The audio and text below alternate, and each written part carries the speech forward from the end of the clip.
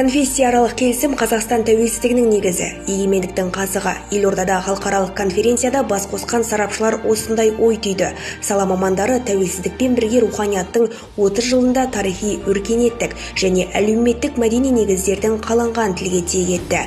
Тарихи мәні мол, кемел келешекті арқау еткен іргелістер де ел назарында.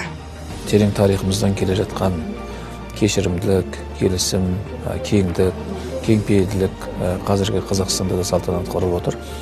Діннің бар болуы да, әртүрлі сенім өкілдерінің, соның ішінде біздің қасиетті дініміздің де салтанат құруы, әртүрлі мешіт медреселердің салынуының барлығы осы тәуелсіздіктің арқасы.